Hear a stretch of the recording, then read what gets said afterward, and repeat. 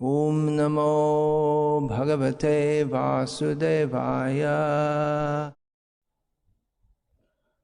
ॐ अज्ञानतिमिरान्धस्य ज्ञानाञ्जनशलाकया चक्षुरुन्मीलितं येन तस्मै श्रीगुरवे नमः। श्रीचैतन्यमनोभीष्टं स्थापितं येन भूतले स्वयं रूपः कदा मह्यं ददाति स्वपदान्तिकम्। वन्देऽहं श्रीगुरो श्रीयुतपदकमलं श्रीगुरून् वैष्णवांश्च श्रीरूपं साग्रजातं सहगणरघुनाथान्वितं तं सजीवं साद्वैतं सावधूतं परिजनसहितं कृष्णचैतन्यदेवं श्रीराधाकृष्णपादान् सहगणललिता श्रीविशाखान्वितांश्च। हे कृष्णकरुणा सिन्धो दीनबन्धो जगत्पते गोपेश गोपिका कान्तराधा कान्त नमोऽस्तु ते। तप्तकाञ्चन गौराङ्गी राधे वृन्दावनेश्वरी वृषभानुसुते देवी प्रणमामि हरिप्रिये। वाञ्छाकल्पतरुभ्यश्च कृपा सिन्धुभ्य एव च पतितानां पावनेभ्यो वैष्णवेभ्यो नमो नमः। नमः ॐ विष्णुपादाय कृष्णप्रेष्ठाय भूतले श्रीमते भक्तिविकासस्वामिनिति नामिने। नमः ॐ विष्णुपादाय कृष्णप्रेष्ठाय भूतले श्रीमते भक्तिवेदान्त स्वामिन्निति नामिने। नमस्ते सारस्वते देवे गौरवाणी प्रचारिणे निर्विशेषशून्यवादी पाश्चात्यदेशतारिणे। जय श्री कृष्ण चैतन्य प्रभु नित्यानंद श्री अद्वैत गदाधर श्रीवासादि गौरभक्तवृंद। हरे कृष्ण कृष्ण कृष्ण हरे हरे, हरे राम राम राम हरे हरे। శ్రీ విష్ణు సహస్రనామ స్తోత్ర అధ్యయనానికి అందరికీ స్వాగతం. మనం 15వ మంత్రం మనం చర్చిస్తున్నాం. 15వ మంత్రం భూతాత్మ పరమాత్మా చ ముక్తానాం పరమాగతి అవ్యయ పురుష సాక్షి క్షేత్రజ్ఞోక్షర ఏవ చ. ఈరోజు మనం అవ్యయ అనేటువంటి నామాన్ని మనం చర్చిద్దాం. ఈ అవ్యయ అనేది 13వ నామం విష్ణు సహస్రనామంలో. దీనికి ముందు నామం పరమాత్మ. ఈ పరమాత్మ అవ్యయ అనేటువంటి రెండు పదాలు భగవద్గీతలో కూడా ఎలాగైతే ఇక్కడ విష్ణు సహస్రనామంలో పక్కపక్కన ఉపయోగించబడ్డాయో భగవద్గీతలో కూడా ఒక చోటన రెండు పక్కపక్కన ఉపయోగించబడ్డాయి. పరమాత్మాయం అవ్యయ అని చెప్పి ఒక శ్లోకంలో. ఈ అవ్యయ అనేటువంటి నామం భగవంతుని యొక్క ఒక ముఖ్యమైన దివ్య గుణాన్ని మనకు వివరిస్తుంది. అంటే ఈ గుణం వల్లనే ఆయన పరమేశ్వరుడు మరియు పరమాత్మ అయ్యాడనమాట, ఈ అవ్యయ అనేటువంటి గుణం చేత. కాబట్టి విష్ణు సహస్రనామంలోని ఈ నామం అలాగే మిగతా నామాలన్నీ కూడా విష్ణువు ఎలా పరమాత్మ అయ్యారనేటువంటి దాన్ని మనకి వివరిస్తాయి మనం చూసినట్లయితే. మరి విష్ణువు ఖచ్చితంగా ఆయన పూర్ణ పురుషోత్తమ భగవంతుడే. ఆయన ఒకవేళ మనం కృష్ణుడి గుణాల గురించి చర్చించామనుకోండి, కృష్ణుడి గురించి చర్చించినప్పుడు ఆయన ఐశ్వర్యం గురించి ఆయన వైభవం గురించి మనం తక్కువగా మాట్లాడతాం. ఎందుకంటే ఐశ్వర్యం వైభవం అనేవి విష్ణు సంబంధంగా మనం మాట్లాడతాం ఎక్కువ. కానీ కృష్ణుడి గురించి మాట్లాడినప్పుడు ఆయన మాధుర్యం, ముఖ్యంగా మాధుర్యం అంటే ఆయన వ్యక్తిగత వ్యవహారాల వల్ల ఆ మాధుర్యం అనేది వస్తుందన్నమాట. అలాగే ఆయన యొక్క రూప సౌందర్యం గురించి మనం ఎక్కువగా మాట్లాడుకుంటాం, ఆయన యొక్క సౌందర్యం గురించి, ఆయన యొక్క మాధుర్యం గురించి.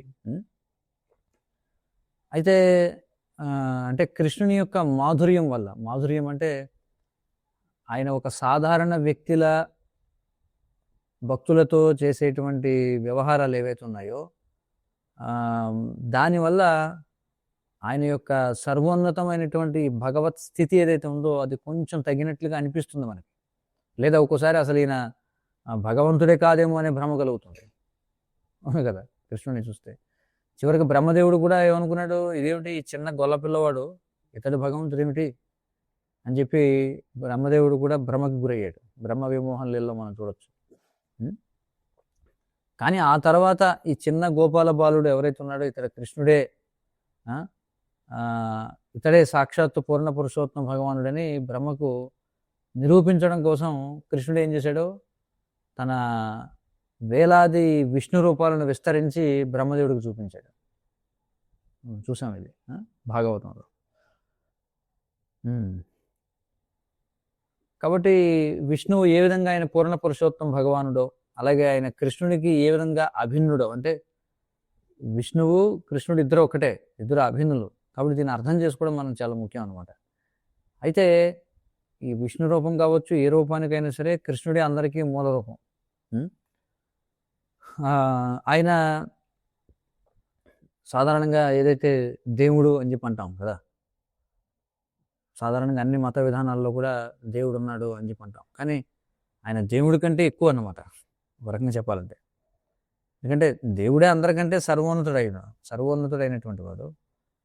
కానీ ఆయన కంటే ఎక్కువ ఎలా ఉండగలరని అనిపించవచ్చు ఎవరికైనా సరే. కానీ ఇక్కడ మనం ఏ ఉద్దేశంతో చెప్తున్నామంటే, కృష్ణుడు మనం ఏదైతే దేవుని యొక్క రూపాన్ని ఊహించుతూ ఉంటామో దానికంటే ఇంకా అదనమైనటువంటి హంగులు ఉంటాయి కృష్ణుడి దగ్గర మనం చూస్తే.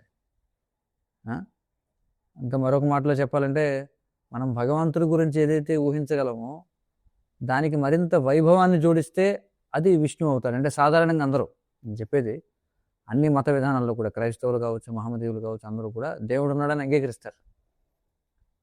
కానీ వాళ్ళ యొక్క దేవుడి అవగాహన వేరు, విష్ణువు అంటే ఇంకా ఎక్కువ. వాళ్ళకి విష్ణువు గురించి కూడా అవగాహన లేదు కదా వాళ్ళకి. కానీ ఇక్కడ విష్ణువు కూడా ఇంకా భిన్నమైనటువంటి అద్భుతమైనటువంటి దివ్య పరిణామం ఏమిటంటే కృష్ణుడు అనమాట. అంటే సాధారణంగా అందరికీ ఉన్న దేవుడి అవగాహన ఒకటి, వాళ్ళ దృష్టిలో దేవుడు అంటే ఏమిటి, ఎక్కడో ఉంటాడు, స్వర్గంలో ఎక్కడో కుర్చీ వేసుకుని కూర్చుంటాడు మేఘాల్లో. ఆయన నమ్మిన వాళ్ళనేమో స్వర్గానికి తీసుకువెడతాడు, నమ్మిన వాళ్ళని శాశ్వతంగా నరకంలో కాల్చిపడేస్తాడు. ఆ అవగాహనకి విష్ణువు చాలా ఉన్నతమైన అవగాహన కదా. కానీ విష్ణువు కంటే ఇంకా ఉన్నతమైనటువంటి అవగాహన ఏమిటంటే కృష్ణుడు. అది మనం అర్థం చేసుకోవాలి. మరి అసలు అవ్యయ అంటే అర్థం ఏమిటి? దీనికి అనేక రకాల, అంటే దీనికి కొన్ని రకాల అర్థాలు చెప్పడం జరిగింది. వ్యయం, వ్యయ్ అంటే ఖర్చు లేదా వ్యయం అవడం అని అర్థం. అంటే హిందీ మాట్లాడే వాళ్ళందరికీ కూడా ఈ భాగం బాగా తెలుసు అనమాట. ఏంటంటే మన దేనినైనా ఖర్చు చేసినప్పుడు మన దగ్గర ఉన్న తగ్గిపోతుంది కదా. మన జేబులో 100 రూపాయలు ఉన్నాయనుకోండి, అయితే ఈ రోజుల్లో 100 రూపాయలకి ఏమి రాదు, వేరే విషయం అనుకోండి. పోనీ అందులో ఒక 50 రూపాయలు ఖర్చు చేస్తే ఇంకా మన దగ్గర 50 రూపాయలు మిగులుతాయి. అంటే మన దగ్గర ధనం క్షీణించిపోతుంది. కానీ భగవంతుడు ఎన్నటికీ క్షీణించడు, ఆయన ఎన్నటికీ కూడా తగ్గిపోడు. ఆయన రకరకాలుగా వ్యయం చేస్తున్నట్టు బయట కనిపించినా సమస్తము ఆయన నుండే వ్యక్తమవుతూ ఉంటుంది అన్నమాట. మనకి ఈశోపనిషత్తులో అదే కదా మంగళాచరణ చదువుతాం. ఏంటది, ఈ మంత్రం అది, పూర్ణమద పూర్ణమిదం పూర్ణమద, అది పూర్ణమే, పూర్ణమిదం ఇది పూర్ణమే, పూర్ణాత్ ముదచ్యతే, ఈ పూర్ణము నుండి వచ్చేది కూడా పూర్ణమే. పూర్ణస్య పూర్ణమాదాయ పూర్ణమేవ అవశిష్యతి, పూర్ణం నుండి పూర్ణం తీసేసినా పూర్ణం అలాగే పూర్ణంగా ఉంటుంది అని చెప్పి అంటాం కదా. సో అలాగా ఇక్కడ మనం చూస్తే భగవంతుడు ఎన్నటికీ కూడా తరిగిపోడు అన్నమాట. ఆయన నుండి ఎన్ని రూపాలు, కృష్ణుడి నుంచి బలరాముడు, బలరాముడి నుంచి మళ్ళీ మొదటి చతుర్వ్యూహం, తర్వాత నారాయణుడు, తర్వాత ద్వితీయ చతుర్వ్యూహం, దాని నుంచి మహావిష్ణువు, ఇలా ఎంతమంది విస్తరణలు ఉన్నాయి. కానీ అలా అని ఆయన ఏమో తగ్గిపోయాడా? తగ్గిపోడు. ఎందుకంటే ఆయనకు ఉండేటువంటి శక్తులు చాలా దివ్యమైనటువంటివి అనమాట. ఉపనిషత్తులో చెప్పినట్టుగా పరాశ్య శక్తిర్ వివిధైవ శ్రూయతే స్వాభావికి జ్ఞానఫలక్రియాచ అని చెప్పారు. మరి ఆ భగవంతుడికి రకరకాల శక్తులు ఉన్నాయని వేదాలు చెప్తున్నాయి మనకి. వాటిలో ముఖ్యమైనటువంటివి ఏమిటి అంటే జ్ఞాన బల క్రియాచ. ఈ శ్లోకంలో చెప్పుకున్నది పరాశ్య శక్తిర్ వివిధైవ శ్రూయతే స్వాభావికి జ్ఞాన బల క్రియ. జ్ఞానశక్తి, బలశక్తి, జ్ఞానశక్తి, బలశక్తి, క్రియాశక్తి. జ్ఞానం అంటే అర్థమవుతుంది. బలం అంటే ఏమిటి? ఒక పని చేయడానికి కావాల్సినటువంటి బలం. క్రియ అంటే పని చేసే శక్తి. ఆ? శాస్త్రాల్లో చాలా చోట్ల ఇంకా మనకి ఇంకా మరికొన్ని చెప్పబడినాయి. ఏమిటంటే నీల, ఇలా, తుష్టి, పుష్టి ఇవన్నీ కూడా రకరకాల కృష్ణుని యొక్క శక్తులుగా వర్ణించబడ్డాయి అన్నమాట. కానీ వీటిని ఈ శక్తులను వ్యయపరచడం ద్వారా, అంటే ఈ శక్తులను ఉపయోగించడం ద్వారా భగవంతునిలోని శక్తి ఏమాత్రం తగ్గిపోదు కదా ఆయనకి. ఆయన ఎన్నటికీ కూడా తరిగిపోయినటువంటి వాడు, ఆయన క్షీణించినటువంటి వాడు. అందుకే ఆయనకి అవ్యయ అనేటువంటి పేరు వచ్చినప్పుడు. ఆయన ఎప్పటికీ కూడా ఖర్చు కాడు, ఆయన ఎప్పటికీ కూడా తరిగిపోడు, ఆయన ఎప్పటికీ కూడా క్షీణించడు. ఇంకా అవ్యయ అనే నామానికి ఉన్న మరొక ముఖ్యమైన అర్థం ఏమిటంటే ఆయన వినాశనము లేనివాడు. వినాశనము లేనివాడు అంటే ఇందాక చెప్పుకున్న అర్థం వేరు, ఇది వేరు. ఇందాకేమన్నాం, ఆయన ఖర్చు అయిపోడు, ఆయన క్షీణించిపోడు, ఆయన తరిగిపోడు అనుకున్నాం కదా. మరొక అర్థం ఏమని చెప్తున్నారంటే ఆయన శాశ్వతుడు, వినాశనము కానివాడు. అంటే భగవద్గీతలో ఆత్మను వర్ణించేటప్పుడు కూడా కృష్ణుడు ఏమంటాడు, అవినాశితు తద్విద్ది ఏన సర్వమిదం తతం వినాశమవ్యయస్యాస్య నకశ్చిత్ కర్తుమర్హతి అని చెప్పంటాడు. అక్కడ కూడా అవ్యయ అనేటువంటి మాట వచ్చింది మనకి. కాబట్టి అవినాశి మరియు అవ్యయ అనేటువంటి రెండు పదాలు ఒకే శ్లోకంలో ఉపయోగించారు. మనం చూస్తే చూడండి, భగవద్గీతలో అవినాశితు తద్విద్ది, చూడండి అవినాశి అనేది ఒక మాట వాడారు. అవినాశితు తద్విద్ది ఏన సర్వమిదం తతం వినాశమవ్యయస్యాస్య, అవ్యయ అని చెప్పన్నారు. అంటే ఒకే శ్లోకంలో అవినాశి అవ్యయ అనేటువంటి రెండు పదాలను ఇక్కడ ఉపయోగించారు అనమాట. అంటే రెండు ఒకే శ్లోకంలో ఉపయోగించారంటే ఖచ్చితంగా రెండు ఒకే అర్థాన్ని ఇస్తాయని కాదు కదా. రెండు ఒకే అర్థం ఇస్తే ఎందుకు ఉదయం వాడతారు? భేదం ఉంది అందులో, కొద్దిగా భిన్నమైన అర్థాలు ఉన్నాయన్నమాట. అంటే అవినాశి అంటే ఒక్కసారిగా నాశనం చేయడానికి వీలు లేనిది అని అర్థం. దూరికెలా తెగ్గొడితే ఇంక అయిపోయినట్టే, దాన్ని నాశనం చేయడం అంటారు. దేన్నైనా నాశనం చేయడం అంటే ఒక్కసారిగా దాన్ని తీసిపడేయటం. కాబట్టి అవినాశి అంటే ఒక్కసారిగా నాశనం చేయడానికి వీలు లేనిది అని అర్థం. అంటే ఉదాహరణకి ఎవరైనా తుపాకీతో కాల్చి చంపేమనుకోండి, దాని అర్థం అంటే నాశనం చేశారు వాళ్ళు, ఒకసారిగా అయిపోయాడు. ఇక అవ్యయ అంటే ఏమిటంటే కాలక్రమేణా క్రమక్రమంగా తరిగిపోనిది లేదా క్షీణించనిది అని అర్థం. రెండింటికి అర్థాలు ఉన్నాయి. అవినాశి వేరు, అవ్యయ వేరు. అవినాశి అంటే ఒక్కసారిగా నాశనం చేసేది, కానీ అవ్యయ అంటే ఏమిటి, కాలక్రమేణా క్రమక్రమంగా తరిగిపోయేది, అది వ్యయమయ్యేది అని అంటాం. కానీ ఇక్కడ కాలక్రమేణా క్రమక్రమంగా తరిగిపోనివాడు, క్షీణించనివాడు అని అర్థం అవ్యయ అంటే ఫేడింగ్ అవే అని చెప్పి అంటాం. క్రమక్రమంగా క్షీణించే తత్వం అనమాట. ఈ భౌతిక ప్రపంచంలో రకరకాల వినాశనాలు ఉన్నాయి. మనం భాగవతం 12వ స్కందంలో చూస్తే సుఖదేవ గోస్వామి వారు చెప్తారు పరీక్షిత్ మహారాజుకి, ఈ భౌతిక ప్రపంచంలో రకరకాల వినాశనాలు జరుగుతుంటాయి. అంటే రకరకాల స్థాయిల్లో ఎప్పుడు వినాశనం జరుగుతూ ఉంటుంది ప్రపంచంలో. అంటే ప్రతి క్షణం నిరంతరం సాగే ఈ వినాశనాన్ని శ్రీమద్ భాగవతం ఏం చెప్తుందంటే నిత్య ప్రళయము అని చెప్తుంది అనమాట. అంటే నిత్యం ప్రళయం జరుగుతుంది ఇక్కడ ఈ సృష్టిలో మనం చూస్తే. అంటే మన శరీరంలో ప్రతి క్షణం ఈ నిరంతర క్షీణత జరుగుతూనే ఉంటుంది. మన శరీరంలో మనం నిరంతరం క్షీణిస్తూనే ఉన్నాం.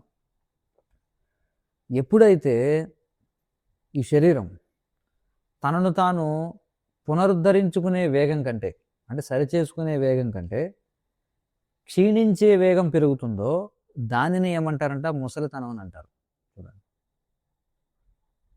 అంటే శరీరంలో ఒక వయసులో పునరుద్ధరించుకునే శక్తి ఎక్కువ ఉంటుంది. ఒక వయసుకు వచ్చిన తర్వాత ఇంకా పునరుద్ధరించుకునే శక్తి కంటే, అంటే చూడండి ఈ రెండు ఉంటాయి. ఇప్పుడు మన శరీరంలో ఈ క్షీణించడం అనేది ఉంది, నిత్య ప్రళయం, క్షీణత జరుగుతూనే ఉంటుంది, అలాగే పునరుద్ధరణ కూడా జరుగుతూ ఉంటుంది. కానీ యవ్వనంలో పునరుద్ధరణ ఎక్కువ ఉంటుంది, క్షీణత తక్కువ ఉంటుంది. కానీ ఒక వయసుకు వచ్చేసరికి పునరుద్ధరించుకోవడం అనేది తగ్గిపోతుంది, క్షీణించడం ఎక్కువైపోతుంది. అప్పుడు దాన్ని ముసలితనం అని అంటాం. అర్థమవుతుంది కదా. కాబట్టి ఎప్పుడైతే శరీరం తనను తాను అసలు ఇక సరి చేసుకోలేని స్థితికి వచ్చినప్పుడు, ఇక అసలు కొద్దిగా కూడా సరి చేసుకోలేని స్థితికి వచ్చినప్పుడు దాన్నే మరణం అని చెప్పంటాం. ఎలాంటిదంటే ఒక ధనవంతుడు తన డబ్బుని కొద్ది కొద్దిగా ఖర్చు చేస్తూ చివరికి పూర్తిగా పేదవాడిలాగా మారిపోవడం అంటారు. అంటే మన శారీరక అవయవాలు ఏమైపోతాయి, బలహీనపడిపోతాయి, మన శక్తి అంతా కూడా వ్యయమైపోతుంది, చివరికి శరీరం నశించిపోతుంది. కానీ ఆ సర్వోన్నత భగవంతుని విషయంలో మాత్రం ఇది ఎన్నటికీ జరగదు. ఆయన నాశనం కాదు. ఆయన అయితే ఈ ఫారిన్ కంట్రీస్లో మనం చూస్తే వాళ్ళు ఏమంటారు, దేవుడు మరణించాడని చెప్పి ఒక కొత్త సిద్ధాంతం తీసుకొచ్చారు. క్రైస్తవులు అదే కదా, మరణించాడు మళ్ళీ లేచాడు అంట. అంటే క్రైస్తవ మతంలో అలా చెప్తారు, కానీ తర్వాత కాలంలో అసలు దేవుడే లేడు, దేవుడు ఎప్పుడో చచ్చిపోయాడు అని చెప్పి ఒక వాదన తీసుకొచ్చారనమాట. ప్రభుపాదులు చెప్తారు కదా, మళ్ళీ మళ్ళీ చెప్తుంటారు ప్రవచనాల్లో, they say God is dead, భగవంతుడు చనిపోయాడు అని చెప్పి అంటారు వాళ్ళు. కానీ దేవుడు అన్నిటికీ మరణించాడు కదా. ఒకవేళ ఆయనకు మరణం ఉంటే ఆయన దేవుడు ఎలా అవుతాడు? మరణం ఉన్నవాడు దేవుడు అవుతాడా? అంటే ప్రతిదానిని క్షీణింపజేసే ఈ కాలం అనే శక్తితో సహా సమస్త శక్తులు ఆ భగవంతుని నియంత్రణలోనే ఉన్నాయి. ఆయన మాత్రం అన్నిటికీ తరిగిపోడు లేదా ఉనికిని కోల్పోవడం అనేటువంటి జరగదనమాట. ఆయన చూడండి, ఆయన తత్వం అది కాదు. తరిగిపోయే తత్వం లేకపోతే ఉనికిని కోల్పోయే తత్వం కాదు. దీనికి చక్కటి ఉదాహరణ ఏమిటంటే సూర్యుడి ఉదాహరణ మనం తీసుకోవచ్చు. అంటే దీన్ని అర్థం చేసుకోవడానికి మనకు ఉదాహరణ కావాలి కదా, కాబట్టి చక్కగా సూర్యుని ఉపమానం మనం చూడొచ్చు అనమాట. అంటే ఈ భౌతిక ప్రపంచంలో సూర్యుడు చాలా మనకి గొప్ప ఉదాహరణ. సూర్యుడు ప్రతి క్షణానికి కూడా విపరీతమైనటువంటి శక్తిని విడుదల చేస్తుంటాడు. అంటే సూర్యుడు ఒక్క క్షణంలో విడుదల చేసే మొత్తం శక్తి ఏదైతే ఉంటుందో, ఈ భూమి పుట్టినప్పటి నుండి ఇప్పటి వరకు పొందిన మొత్తం శక్తి ఎంతైతే ఉందో అంతకంటే ఎక్కువ. ఇప్పటి వరకు అసలు భూమి సృష్టింపబడినప్పటి నుండి ఎంతైతే శక్తిని వాడుకున్నామో మనం భూమి మీద, అంతకంటే ఎక్కువ శక్తిని ప్రతి క్షణం సూర్యుడు విడుదల చేస్తుంటాడు. మరి ఈ విశ్వంలో భూమి అనేది ఒక చిన్న చుక్క లాంటిది. మరి సూర్యుడు ఆయన నలుదిక్కులా విడుదల చేసే మొత్తం శక్తితో, అంటే మొత్తం శక్తిలో భూమికి దక్కేది ఎంత అంటే చాలా చాలా చాలా తక్కువ శాతం మాత్రం. ఉదాహరణకి ఇక్కడ మన బిల్డింగ్ ఉంది, సూర్యుడు ఉదయిస్తున్నాడు. ఉదయించినప్పుడు అసలు మన ఈ భవనం ఎంతైతే ఉందో, మనం ఉన్నటువంటి ఈ కాంపౌండ్ ఎంతైతే ఉందో ఒక చుక్క లాంటిది, అంతే కదా. ఎంత శక్తిని తీసుకుంటుంది. అలాగే మొత్తం మీద చూస్తే భూమి కూడా ఒక చుక్క లాంటిది అంతే సూర్యుని ముందు. కాబట్టి మన అంచనా ప్రకారం సూర్యుని శక్తి అపారమైనటువంటిది కదా. అది యుగ యుగాలుగా నిరంతరం వెలుగుతూనే ఉంది. సూర్యుడు ఎప్పుడూ ఉన్నాడు ఆయన కదా. అయినా అంటే కాలక్రమేణా సూర్యుడు కూడా ఒకరోజు శక్తిని కూడా ఆపేస్తాడు. అంటే ఈ మోడర్న్ సైంటిస్టులు ఎవరైతే ఉంటారో వాళ్ళు ఏమంటారంటే సూర్యుడిలో ఇంధనం కూడా కాలక్రమేణా పూర్తిగా కాలిపోయి అయిపోతుందని చెప్పి అంటారు వాళ్ళు చెప్పేది. కానీ అయితే అది జరిగేది అలా కాదనమాట. వాళ్ళు అనుకున్నట్టుగా అక్కడ ఏదో ఇంధనం కాలిపోయి అయిపోవడం వల్ల కాదు.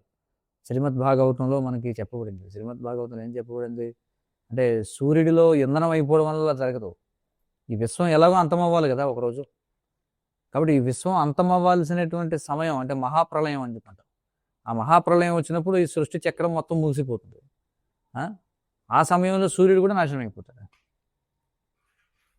కానీ అప్పుడు కూడా ఈ సర్వేశ్వరుడైనటువంటి కృష్ణుడు మాత్రం వీటన్నింటికి అతీతంగా ఎప్పుడు తరిగిపోకుండా అలాగే ఉంటాడు. అవ్యయుడు అని చెప్పన్నారు. అన్నీ అన్నీ కూడా వ్యయమైపోతాయి, కానీ ఆయన మాత్రం అవ్యయంగా అలాగే ఉంటాడనమాట. మరి ఆ మహాప్రలయం వచ్చినప్పుడు సూర్యుడు కూడా వెలగడం ఆగిపోతాడు. కానీ కృష్ణుడు ఆ సూర్యుడిలాగే అపారమైనటువంటి శక్తిని విడుదల చేస్తాడు ఆయన. అయినా ఆయన శక్తి మాత్రం తరిగిపోదు. అసలు సూర్యుడికి ఎక్కడి నుంచి వస్తుంది శక్తి? ఎక్కడి నుంచి? కృష్ణుని యొక్క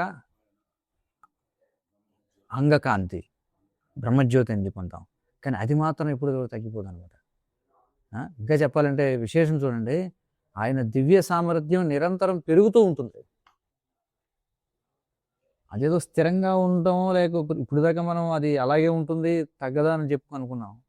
కానీ అలా కూడా ఉండదు వాస్తవం, ఇంకా పెరుగుతూ ఉంటుంది ఎప్పటికప్పుడు.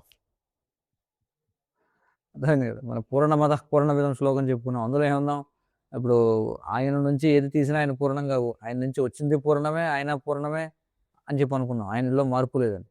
కానీ తరిగిపోకుండా ఉంటాడని చెప్పుకున్నాం. కానీ ఇక్కడ తరిగిపోవడం కాదు కదా, ఆయన పెరుగుతూ ఉంటాడు ఎప్పటికప్పుడు. అది విశేషం. సామర్థ్యం ఎప్పటికప్పుడు పెరుగుతూ ఉంటుంది అనమాట.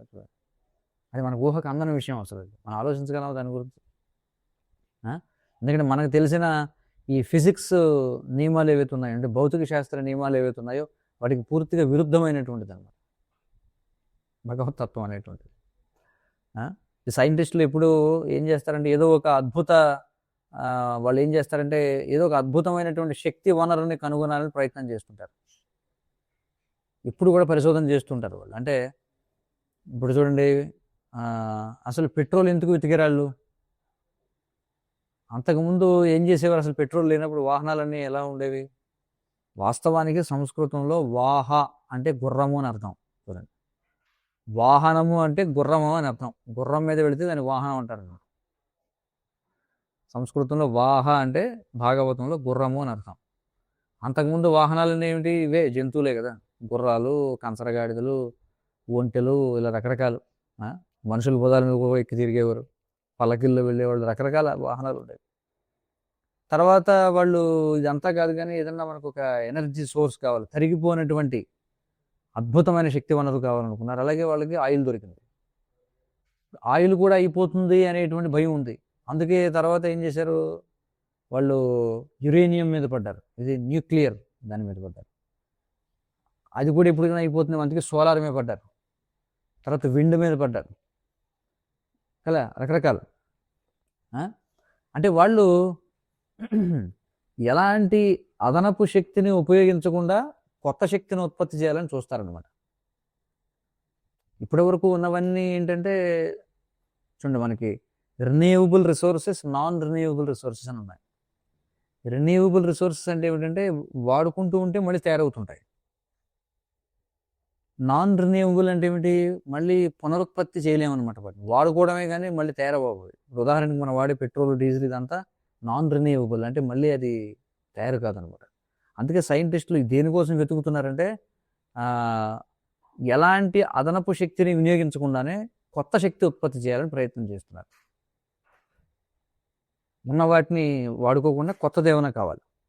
ఇప్పుడు ఈ రోజుల్లో మనం ఉదాహరణకి ఇప్పుడు ఎలక్ట్రిసిటీ వాడుతున్నాం. కరెంట్ని పొందాలంటే మనం ఏం చేయాలంటే ఆ సూర్యుడిపై కానీ లేదా అలల మీద కానీ టర్బైన్లు పెడతారు, సముద్రపు అలల్లో, నదుల్లో, లేదా గాలి యొక్క శక్తిని కానీ పట్టుకోవాలి. మనం సహజంగా పొందాలంటే సోలార్ కానీ, విండ్ కానీ, లేకపోతే ఈ ఏమంటారు టైడల్ ఎనర్జీ అని చెప్పి అంటారు, అంటే కెరటాల ద్వారా వచ్చేటువంటిది. లేదా ఏం చేయాలి? బొగ్గును కానీ లేదా చమురుని కానీ కాల్చాలి. రైళ్లలో బొగ్గు వెళ్ళిపోతుంటుంది కదా, ఆ బొగ్గు కూడా మళ్ళీ మళ్ళీ తయారవుతుందా? తవ్విస్తుంటే తయారయ్యేది కాదు, అది తోడుకున్నట్టే. చమురు కూడా అంతే, తోడుకున్నట్టే. కాబట్టి బొగ్గునైనా కాల్చాలి, లేదా చమురునైనా కాల్చాలి, లేదా పరమాణువుని ముక్కలు చేయాలి. చూడండి, దాన్నే న్యూక్లియర్ ఎనర్జీ అని చెప్పంటారు, అటామిక్ ఎనర్జీ. అటామిక్ ఎనర్జీ అంటే ఏం చేస్తుందంటే ఈ పరమాణువులు ఏవైతే ఉంటాయో వాటిని ముక్క చేస్తే అందులో పెను శక్తి బయటకు వస్తుంది అనమాట. అదన్నా చేయాలి. కాబట్టి ఇవి మనకి ఉన్నటువంటి శక్తి మూలాలు ఇప్పుడు ప్రస్తుతం. అయితే మనం ఇప్పుడు పరిస్థితి ఏమిటంటే మనం ఇప్పటికే ఉన్నటువంటి ఏదో ఒక శక్తిని తీసుకొని, ఇక్కడ ఉన్నవి ఏవైతే ఉన్నాయి రకరకాలు, దాన్ని వేరే రూపంలోకి మార్చాల్సి ఉంటుంది. ఈ న్యూటన్స్ లాస్ ఆఫ్ థర్మోడైనమిక్స్ అని చెప్పంటారు. అందులో చెప్తారు energy is neither created Nar destroyed. శక్తిని మనం సృష్టించలేం, నాశనం చేయలేం, కానీ ఇది ఒక రూపం నుంచి మరొక రూపానికి మార్చగలం అన్నమాట శక్తిని. ఇక్కడ ఫ్యాన్ తిరుగుతుంది, ఈ విద్యుత్ ఎక్కడో బొగ్గును కాల్చడం వల్ల, చమురు కాల్చడం వల్ల వస్తుంది. అది వచ్చిన తర్వాత ఇది మళ్ళీ ఏం చేస్తుంది? ఇది డైనమో ఉంటుంది, అది మెకానికల్ ఎనర్జీగా మారుతుంది. దాని నుంచి మళ్ళీ గాలి ఉత్పన్నం అవుతుంది కదా. కాబట్టి ఇప్పటికే ఉన్న ఏదో ఒక శక్తిని తీసుకొని దానిని వేరే రూపంలోకి మార్చాల్సి ఉంటుంది. కానీ వేరే ఏ శక్తిని నాశనం చేయకుండా కొత్త శక్తిని సృష్టించడం అనేది శాస్త్రవేత్తలకు ఒక కళ అన్నమాట, ఒక డ్రీమ్ వాళ్ళకి. కానీ అది ఎలా చేయాలో వాళ్ళు ఊహకు కూడా అందదు. వాళ్ళు ఎలా సృష్టిస్తారు? కొత్తదాన్ని సృష్టించగలరా? ఉన్నదాన్ని వాడుకోగలరా తప్ప కొత్తదాన్ని సృష్టించే శక్తి వాళ్ళకి లేదు. కానీ కృష్ణుని యొక్క ఈ శక్తి సామర్థ్యాలు, కృష్ణుని యొక్క ప్రేమ, కృష్ణుని యొక్క మాధుర్యం, ఆయన యొక్క రూప సౌందర్యం, అవి ఎప్పుడు పెరుగుతూనే ఉంటాయి. ఇది ఇక్కడ విశేషం. అసలు ఏంటి? అచింత్యం అన్నమాట. ఆయన శక్తి ఎప్పటికప్పుడు పెరుగుతుందట, సామర్థ్యం పెరుగుతుంటుందట, ఆయనలో ఉన్న ప్రేమ పెరుగుతుందట, అలాగే ఆయన మాధుర్యం పెరుగుతుందట, ఆయన అందం పెరుగుతూ ఉంటుందంటే ఎప్పటికప్పుడు. ఆయన అందం ఎప్పుడు పెరుగుతూ ఉంటుంది కాబట్టి నేను రోజున చెప్పుకున్నాం మనం, కృష్ణుడి దగ్గరికి అక్కడికి వెళ్ళిన తర్వాత మొహం మొత్తం అనేది ఉండదు ఎవరికి. ఎప్పుడు అదే కృష్ణుడు ఏం చూస్తాను కాదు, ఆయన ఇలా చూసాడు మళ్ళీ నూతన సౌందర్యం. కృష్ణ అంటే నిత్యము ఆకర్షిస్తుంటాడు, అందరినీ ఆకర్షిస్తాడు. కానీ అందరినీ ఆకర్షించాక ఇప్పుడు మనం భౌతికంగా ఏదన్నా ఒక అందానికి ఆకర్షితులు అయ్యామనుకోండి, ఆరంభంలో ఆకర్షణ ఉంటుంది, తర్వాత బోరు కొడుతుంది. కృష్ణుడు అలా కాదు, ఒకసారి ఆకర్షించాడంటే అలా ఉంచుకుంటాడు అంతే. ఎందుకని ఆయన నిత్య యవ్వనం, నవయవ్వనం ఎప్పటికప్పుడు ఆయన అందం వృద్ధి పొందుతుంటుంది అనమాట. ఆయన జ్ఞానం, ఆయన బలం అన్నీ నిరంతరం వృద్ధి చెందుతాయి. అంటే నిజంగా చెప్పాలంటే అవన్నీ కూడా అనంతమైనటువంటివి అనమాట. కృష్ణుడికి చెందినటువంటివన్నీ అనంతమైనటువంటివి, కానీ అనంతంలో కూడా పెరుగుతుంటుందట. చూడండి ఇదేమిటి, అనంతం కానీ అనంతం కూడా పెరుగుతుంటుంది. కాబట్టి ఇది గణిత శాస్త్రం ప్రకారం అసాధ్యమైన విషయం అనమాట. ఇది ఇంపాసిబుల్, దాన్ని ఊహించడం. కానీ కృష్ణుడు ఈ లెక్కలను పట్టించుకోడు ఆయన, ఎందుకంటే ఈ భౌతికమైన లెక్కలకి అతీతమైనటువంటి వాడు. ఆయనకు అనంతమైనటువంటి శక్తులు ఉన్నాయి. ప్రతిదీ అనంతంగా ఉన్నప్పటికీ కూడా చూడండి ఇదేమిటి, అనంతంగా ఉంది కానీ ఇంకా అన్నీ పెరుగుతూనే ఉంటాయట. అది అనంతం, ఆపై మరింత అనంతం.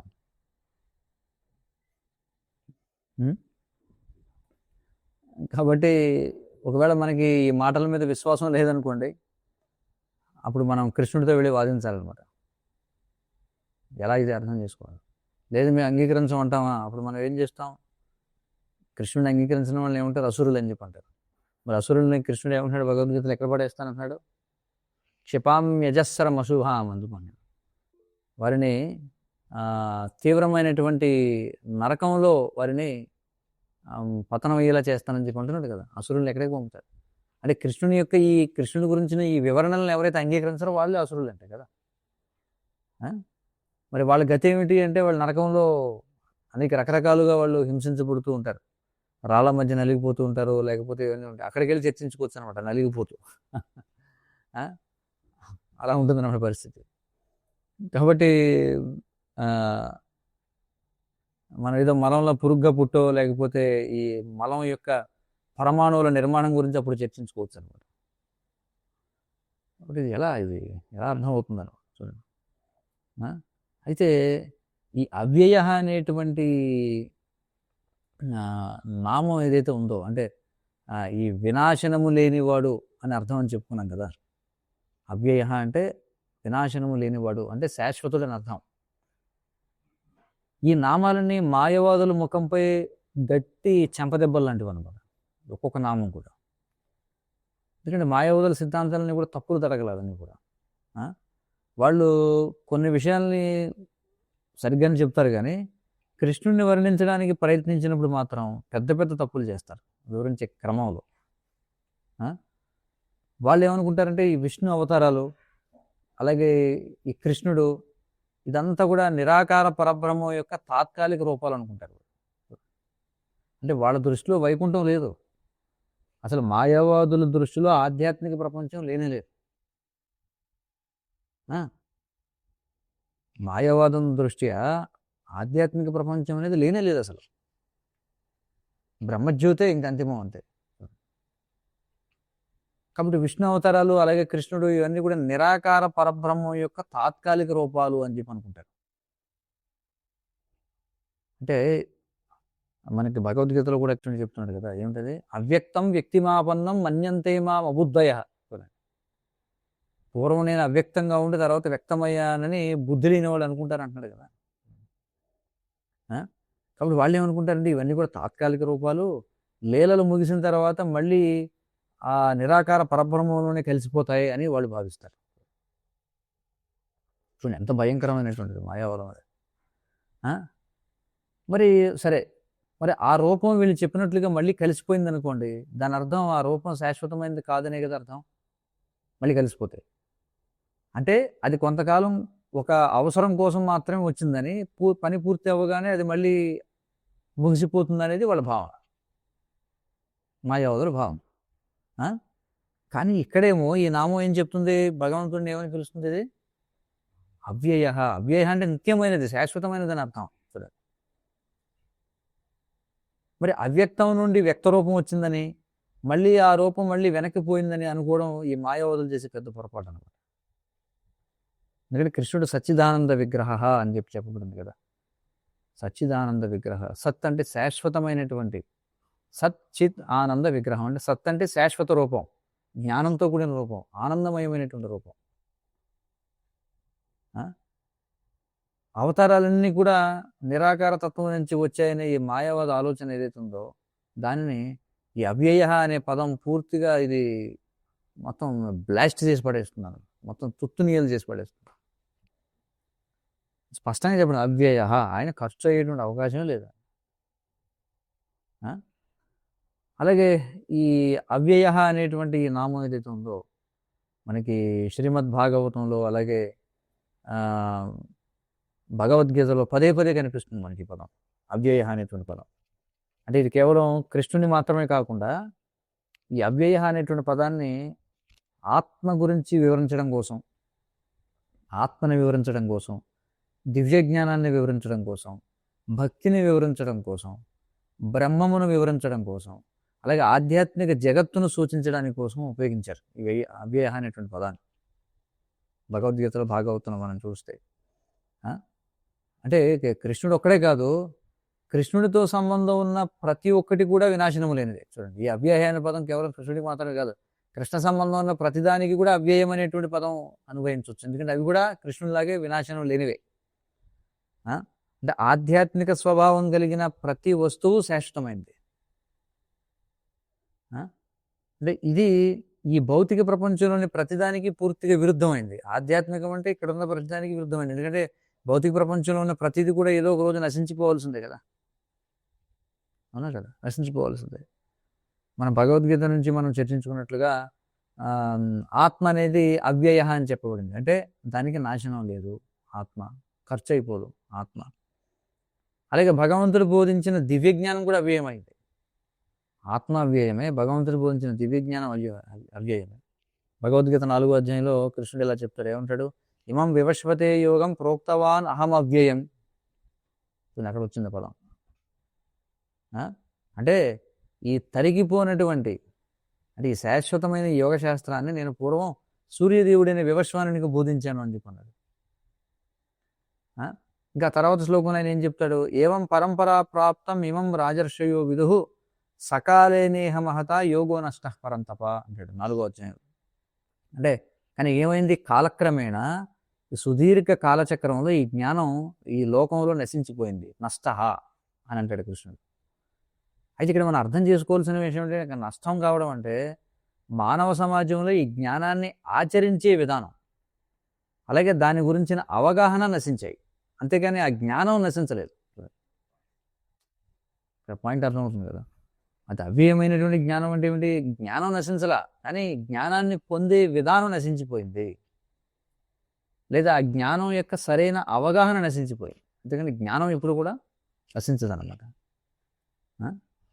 ఇప్పుడు ఈ విధంగా మనం కొన్ని విషయాలు చర్చించుకోవచ్చు. ఇంకా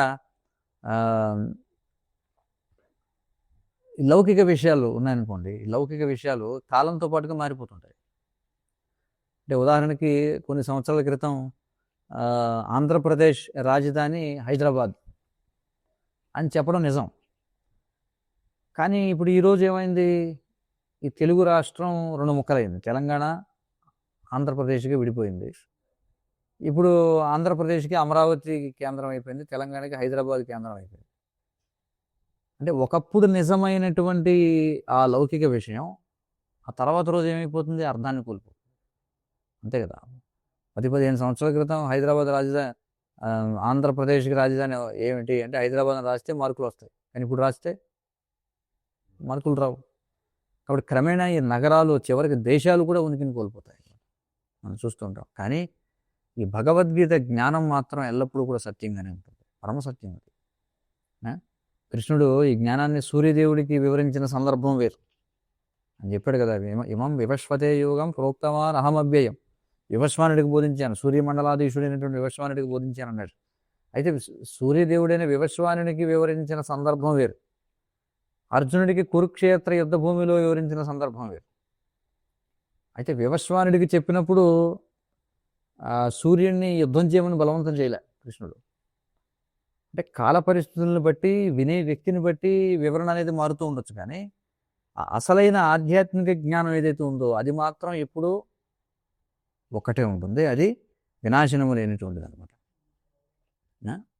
ఆ విధంగా మనం దీన్ని అర్థం చేసుకోవచ్చు. నిన్నటి రోజున మనం అవ్యయ అనేటువంటి నామాన్ని మనం చర్చిస్తూ ఉన్నాం. అందులో భాగంగా మనం ఏ విధంగా అయితే భగవంతుడు అవ్యయమైనటువంటి వాడు, భగవంతునికి సంబంధించినటువంటి ప్రతీది కూడా అవ్యయమైనది అనే విషయాన్ని మనం చర్చిస్తున్నాం. అంటే కేవలం కృష్ణుడు మాత్రమే అవ్యయుడు కాదు, ఆత్మ కూడా అవ్యయమైనదే. ఆత్మ అంటే జీవులైనటువంటి మనం కూడా అవ్యయమైనటువంటి వాళ్ళమే. అలాగే దివ్య జ్ఞానం ఏదైతే ఉందో అది కూడా అవ్యయమైనదే. అవ్యయము అంటే తరిగిపోయినటువంటిది, నాశనం కానిది అని అర్థం.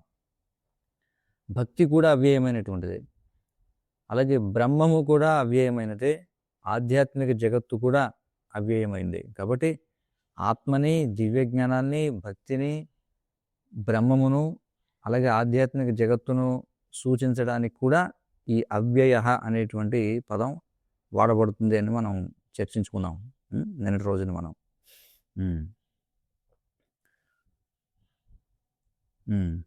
కాబట్టి భగవద్గీత జ్ఞానం, దాని గురించి మనం చెప్పుకున్నాం. సూర్యుని యొక్క ఉదాహరణ కూడా చెప్పడం జరిగింది.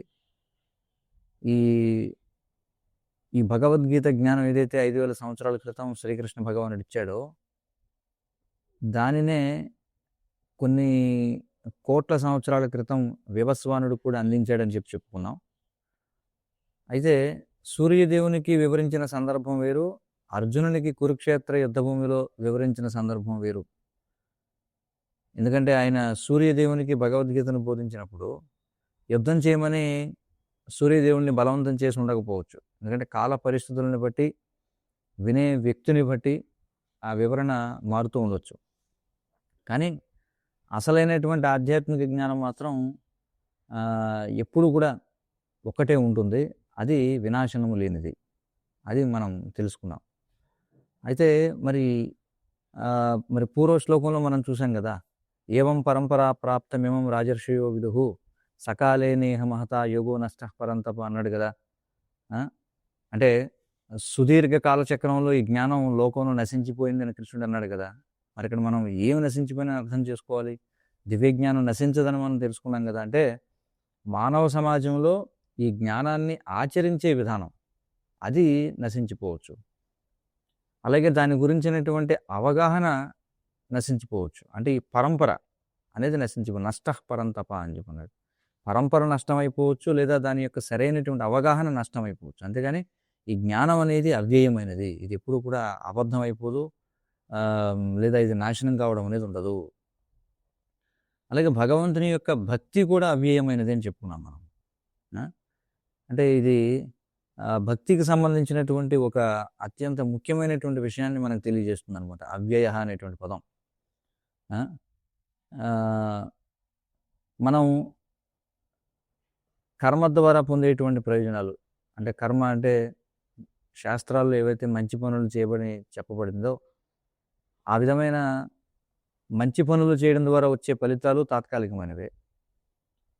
జ్ఞానం ద్వారా లేదా యోగ సాధన ద్వారా పొందే ఎలాంటి ఫలితాలనేవి కూడా తాత్కాలికమైనవి. అంటే అవి ఒకరోజు ముగిసిపోతాయి ఎప్పటికైనా. కర్మకాండ ద్వారా కావచ్చు, లేదా జ్ఞానకాండ ద్వారా కావచ్చు, లేదా యోగ సాధన ద్వారా కావచ్చు, వచ్చే ఫలితాలు ఏవైతే ఉంటాయో అవి తాత్కాలికమైనవే, ఏదో ఒక రోజు ముగిసిపోతాయి. కానీ భక్తి ద్వారా సాధించిన ఫలితం మాత్రం మనతో ఎల్లప్పుడూ శాశ్వతంగా ఉంటుంది. ఇప్పుడు మనం చేసే కొద్దిపాటి భక్తి సేవ అయినా సరే అది ఆ చేసిన వారికి శాశ్వతమైనటువంటి ఆస్తిగా మారిపోతుంది. అది ఎన్నటికీ కూడా నశించదు. అందుకే భగవద్గీతలో కృష్ణుడు తనను తాను నిదానం బీజం అవ్యయం అని పిలుచుకుంటాడు. అంటే కృష్ణుడే ఈ సమస్త సృష్టికి ఎన్నటికీ నశించిపోయినటువంటి నిత్యమైన దివ్య బీజం అన్నమాట. బీజం అంటే విత్తనం.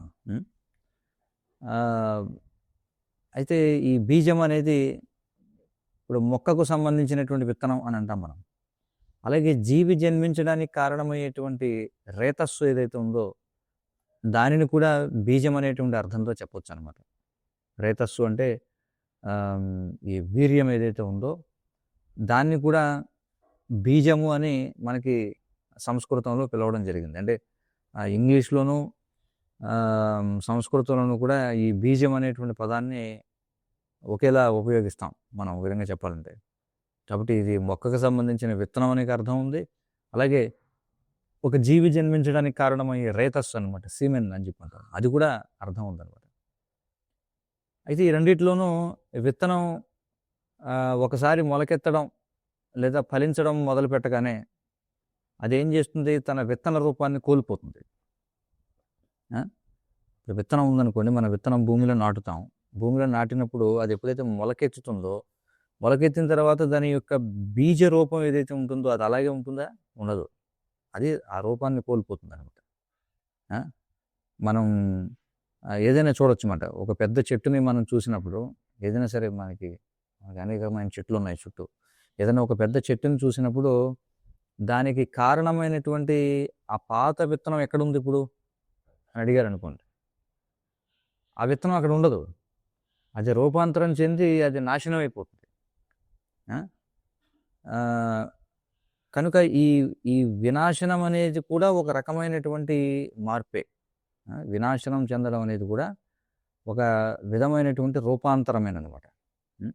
అంటే భౌతిక ప్రపంచంలో ప్రతి వస్తువు లేదా ప్రతి జీవి కూడా, ప్రతి వస్తువు లేదా ప్రతి జీవి షడ్వికారాలు అంటే 6 రకాల మార్పులు చవి చూడాల్సి ఉంటుంది ప్రతి ఒక్కరం కూడా. ఏమిటా మార్పులు అంటే, ఒకటి జన్మించడం, దాన్నే జాయతే అని చెప్పి అంటారు. జన్మించడం మొదటిది. తర్వాత పెరగడం అంటే వర్ధిల్లడం అనమాట, వర్ధతే అని చెప్పి అంటాం. తర్వాత నిలవడం, దాన్ని తిష్టతి అని చెప్పి అంటాం, నిలవడం.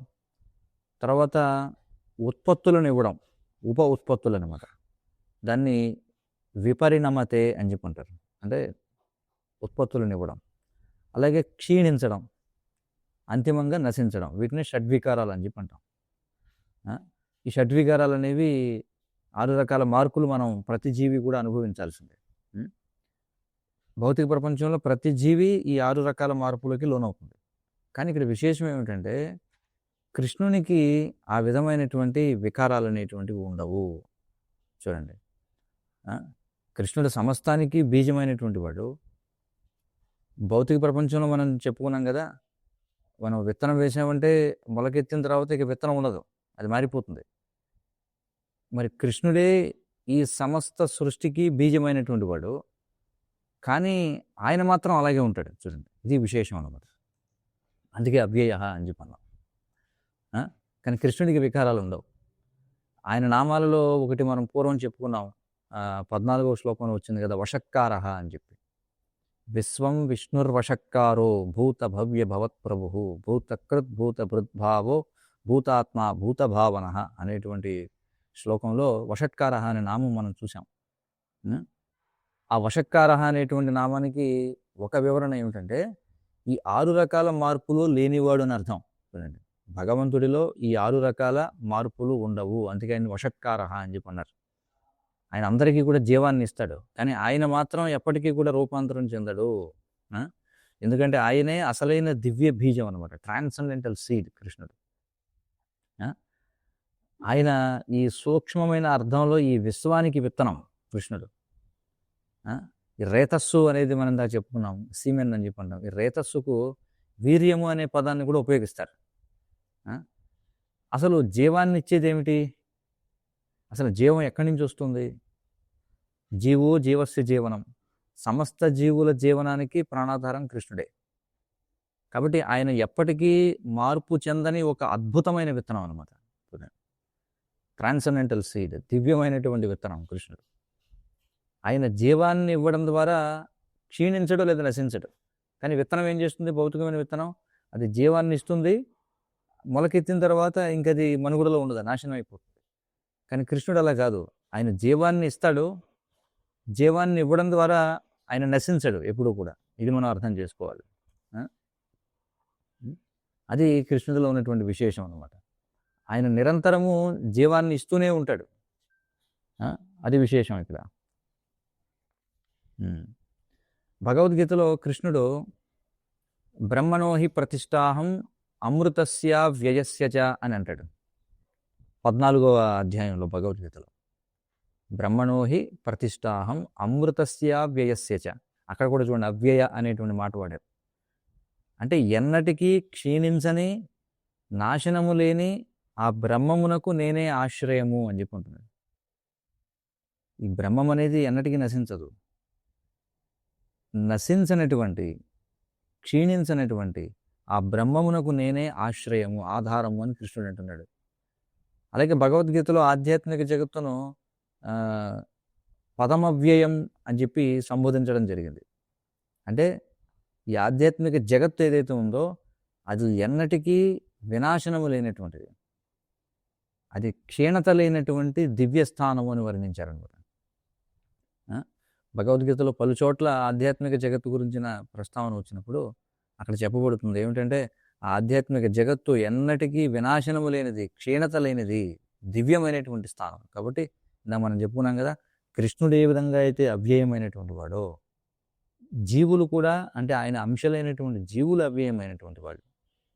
ఆయనకి చేసేటువంటి భక్తియుత సేవ అవ్యయమైనటువంటిది, ఆధ్యాత్మిక జగత్తు అవ్యయమైనటువంటిది, బ్రహ్మము అవ్యయమైనటువంటిది. ఇవన్నీ కూడా మనం చూస్తున్నాం. ఆధ్యాత్మిక ప్రపంచంలో ఒక చెట్టు నుండి మనం ప్రతిరోజు పూలు కోసి మాలలు కట్టి కృష్ణుడికి సమర్పించిన ఆ పూలు ఎందుకు వాడిపోవు లేదా మరణించు అనేది మనం ఇంకా పూర్తిగా అర్థం చేసుకోలేదు. ఒకవేళ పూలు వాడిపోకపోతే అక్కడ కోట్ల కొద్దీ పాత పూలమాలలు పెరిగిపోయిన ఒక మూల ఏదైనా ఉంటుందా? లేదా అక్కడ ఏం జరుగుతుంది? అక్కడ మీరు ఏమైనా తిన్నా ఆ మొక్క మాత్రం తరిగిపోతుంది. కాబట్టి దీనిని ఇంకా మనం పూర్తిగా గ్రహించాల్సి ఉందన్నమాట. మన లౌకిక ఆలోచనలతో లేదా కేవలం ఊహాగానాలతో దీన్ని అర్థం చేసుకోలేం. అది ఎలా ఉందో అలాగే ఉంటుందన్నమాట. దాని పనితీరు దానికి ఉంటుంది. ఇది మనం అర్థం చేసుకోవాలి. ఎందుకంటే చూడండి, అక్కడ ప్రతిరోజు ఆధ్యాత్మిక ప్రపంచంలో ప్రతిరోజు కూడా అక్కడ ఏం చేస్తారు? సేవగా చెట్టు నుండి పూలు కోస్తారు, పూలు కోసి మాలలు కడతారు, మాలలు కట్టి కృష్ణుడికి అర్పిస్తారు. మరి ఆ పూలు వాడిపోవు కదా. ఆధ్యాత్మిక ప్రపంచంలో పూలు వాడిపోవడం అనేది ఉండదు. మరి పూలు వాడిపోవు, కానీ ప్రతిరోజు పూలమాలలు కడుతూనే ఉంటారు. మరి ఆ తీసివేసిన మాలలు ఏం చేస్తారు మరి? అది మనకు అర్థం కాదనమాట. చూడండి, కాబట్టి కృష్ణుడు భగవద్గీతలో తనను తాను చాలాసార్లు అవ్యయుడు అని వర్ణించుకుంటాడు. భగవద్గీతలో చూస్తే అవ్యయ అనేటువంటి పదం చాలాసార్లు వస్తుందన్నమాట. అజోపిసన్ అవ్యయాత్మ భూతానాం ఈశ్వరోపిసన్ ప్రకృతిం స్వామధిష్టాయ సంభవాం ఆత్మమాయయ అని చెప్పంటాడు 4వ అధ్యాయంలో భగవద్గీతలో. మరి ఈ శ్లోకం ఏమిటి? దీని యొక్క అనువాదం ఏంటంటే కృష్ణుడు ఏమంటున్నాడు? అజోపి అంటే నేను పుట్టుక లేనివాడినైనప్పటికీ, అవ్యయాత్మ అంటే ఏమిటి? నా దివ్య శరీరం ఎన్నటికీ క్షీణించనిదైనప్పటికీ, భూతానాం ఈశ్వరోపిసన్ సమస్త జీవులకు నేనే ప్రభువునైనప్పటికీ, ప్రకృతిం స్వామధిష్టాయ సంభవాం ఆత్మమాయయ. చూడండి, నేను నా అంతరింగిక శక్తి ద్వారా, అంటే నా అంతరింగిక శక్తి మాయ ద్వారా నా స్వంత ఇచ్ఛతో ఈ భౌతిక ప్రకృతిలో వ్యక్తమవుతాను, అవతరిస్తాను అని కృష్ణుడు చెబుతున్నాడు అన్నమాట. చాలా ముఖ్యమైనటువంటి శ్లోకం 4వ అధ్యాయంలో. అజోపిసన్ అవ్యయాత్మ భూతానాం ఈశ్వరోపిసన్ ప్రకృతిం స్వామధిష్టాయ సంభవామి ఆత్మమాయయ అని చెప్పుకుంటున్నాడు. ఆత్మమాయ అంటే కృష్ణుడు తన స్వంత శక్తి ద్వారా, తన స్వేచ్ఛ ద్వారా, స్వేచ్ఛ అని చెప్పి అంటాం. స్వేచ్ఛ అంటే స్వ ఇచ్ఛ, అంటే స్వంత ఇచ్ఛ, అంటే తన యొక్క స్వంత కోరిక మరియు కరుణ ద్వారానే ఈ లోకంలో వ్యక్తమవుతాడని అర్థం. ఈ విషయాన్ని మనం చాలా ఖచ్చితంగా గ్రహించాలన్నమాట. అంటే కృష్ణుడు బాహ్యంగా అనేక విధాలుగా ఒక సామాన్య మనిషిలా కనిపించినా ఆయన శరీరం పూర్తిగా ఆధ్యాత్మికమైనది. ఇది చాలా ముఖ్యం. అంతేగాని కృష్ణుడికి లోపల బయట అనేది లేదు. కృష్ణుడికి శరీరము ఆత్మ అనేది లేదు. ఆయన ఒక్కటే, ఆయన సచ్చిదానంద విగ్రహుడు. ఆయన శరీరం పూర్తిగా ఆధ్యాత్మికమైనదనమాట. ఆయన గనక అలా మనిషిలా నటించలేదనుకోండి ఆయన అవతరించినప్పుడు, ఆయనతో లీలలు ఆడడంలో ఎలాంటి ఆనందం ఉండదు. ఎందుకంటే మనం లీల చేయాలి అంటే మనం భగవంతుని యొక్క వైభవాన్ని మర్చిపోతేనే లీలలు చేయగలం. ఒకవేళ అలా కాకుండా మనం ఎప్పుడు ఆయన భగవంతుడిగా చూస్తూ భయభక్తులతో ఉన్నాం అనుకోండి, ఆయనతో లీలలు ఎలా చేయగలం మనం చెప్పండి. ఇప్పుడు ఆయన కృష్ణుడు నడిచి వెళుతున్నాడు అనుకోండి, దారిలో చూసిన వాళ్ళంతా నోరు వెళ్ళబెట్టి చేతులు జోడిస్తూ ఇలా నిలబడిపోయారు అనుకోండి, ఆయనకి స్నేహితులు ఎలా దొరుకుతారు? ఇప్పుడు ప్రతి ఒక్కరూ మిమ్మల్ని చూసి భయపడుతుంటే మీ జీవితం ఎలా ఉంటుంది? చాలా ఒంటరిగా ఉంటుందన్నమాట. అంతే కదా. కృష్ణుడు చూడండి, కృష్ణుడు ఒకవేళ ఆయన చతుర్భుజ రూపంలో అవతరించాడు దేవకి వసుదేవులకు. ఆయన అలాగే ఇప్పుడు ఆ దేవకి వసుదేవులకు చతుర్భుజ రూపంలో జన్మించిన తర్వాత దేవకి ఏం చేసింది? వెంటనే ఆ చతుర్భుజ రూపంతో ఉన్నటువంటి విష్ణువుకి తన చనుబాలు ఇచ్చిందా? లేదు లేదు. ఏం చేసింది? వెంటనే ప్రార్థనలు చేసింది. వసుదేవుడు కూడా వెంటనే ఎత్తుకుని ముద్దాడా? లేదు. చతుర్భుజ రూపాన్ని చూసి ఆయన కూడా ప్రార్థనలు చేశాడు. చూడండి, అంటే అక్కడ మాధుర్యం అనేది ఉండదన్నమాట. అక్కడ వాత్సల్యాన్ని ప్రదర్శించలేరు ఒకవేళ వాళ్ళు భగవంతుడిగా చూస్తే కృష్ణుడిని. అందుకే కృష్ణుడు తన లీలల్ని ఆస్వాదించడం కోసమే ఆయన ఏం చేస్తాడంటే ఒక సాధారణమైనటువంటి వ్యక్తిలా నటిస్తాడు. అలా నటించకపోతే ఇక ఆయనతో ఏ లీలలు చేయగలరో చెప్పండి. మొత్తం ఎప్పుడు చూసినా సరే ఆయన చతుర్భుజ రూపంలో ఉంటే శైల రూపాల్లో అంటారు, చతుర్భుజ రూపానికి మీరు వస్త్రాలు, ఇప్పుడు విరాట్ రూపం చూపించాలనుకోండి, విశ్వరూపానికి మీరు అభిషేకం చేయగలరా? విశ్వరూపానికి మీరు బట్టలు వేయగలరా? సాధ్యం అవుతుంది? అది సాధ్యం కాదు. కాబట్టి లీలలు చేయాలంటే ఇప్పుడు యశోదాదేవి కర్ర పట్టుకుని వెనకాల పరిగెత్తింది. చతుర్భుజ విష్ణు రూపం వెనకాల పరిగెట్టగలుగుతుంది ఆయన? ఆమె ప్రతిరోజు కూడా చతుర్భుజ విష్ణు రూపాన్ని ఆమె పూజిస్తుంది. దేవకి ఎవరు? వసుదేవి, మన యశోదాదేవి. కాబట్టి ఈ విష్ణు రూపంలో, చతుర్భుజ విష్ణు రూపంలో ఒకవేళ కృష్ణుడి దర్శనమిస్తే వెంటనే అందరూ భయభక్తులకి లోనే చేతులు జోడించి నోరు వెళ్ళబెట్టుకుని అలా చూస్తారు, కానీ ఆయనతో ఎవరు కూడా సంబంధాన్ని పెట్టుకోలేరు. అందుకే కృష్ణుడు ఏం చేస్తాడు? ఆయన అవతరించినప్పుడు ఆయన ఒక సాధారణమైనటువంటి వ్యక్తిలా వస్తాడు. కానీ అది చూసి మనం ఆయన సాధారణ వ్యక్తిని అనుకోకూడదు. అవుతుంది కదా. సో ప్రధానమంత్రి, అందరూ కూడా ప్రధానమంత్రిగా చూస్తారు, అందరూ కూడా చేతులు జోడించి దండం పెడతారు. కానీ ఇంటికి వెళ్ళినప్పుడు భార్య, తల్లి కూడా అలాగే చేతులు జోడించి దండం పెడితే ఇంకా ఆయన ఒంటరివాడు అయిపోతాడు ఈ ప్రపంచంలో. ఆయనకంటూ స్నేహితులు ఎవరు ఉండరు అనమాట ఇంకా. కాబట్టి బయటికి కృష్ణుడు సామాన్యుల్లా కనిపించిన ఆయన సామాన్యుడు కాదు. ఆయన దివ్య రూపం ఈ జగత్తులో సంచరిస్తూ ఉంటుందన్నమాట. చూడండి, మనకి భాగవతం మొదటి స్కందంలో చెప్పినట్టుగా లీలా కపటమానుష అని చెప్పి అంటారు. అంటే ఆయన ఒక సాధారణ మనిషిలాగా ఆయన చరిస్తూ ఉన్నాడు, ఆయన సాధారణ మనిషి కాదు. మనం మన భాషా నిర్మాణం ప్రకారం ఆయన రూపము అని అంటాం మనం, కానీ నిజానికి ఆయనే ఆ రూపం. చూడండి, ఇది భాషా భేదం అన్నమాట.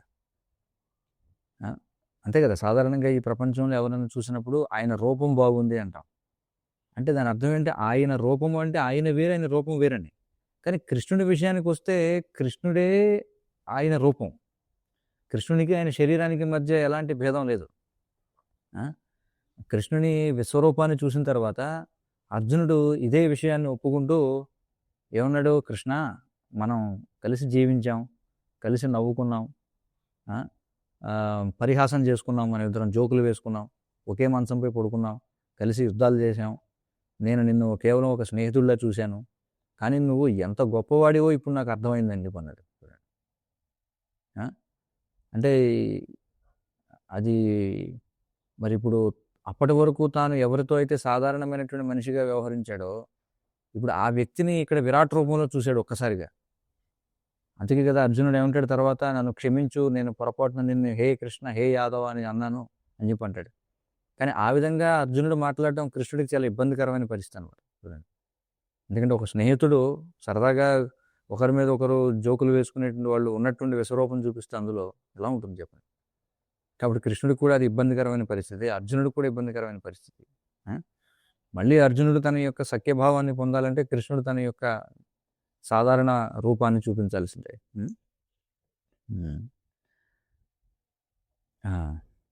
కాబట్టి కృష్ణుడు అజహ.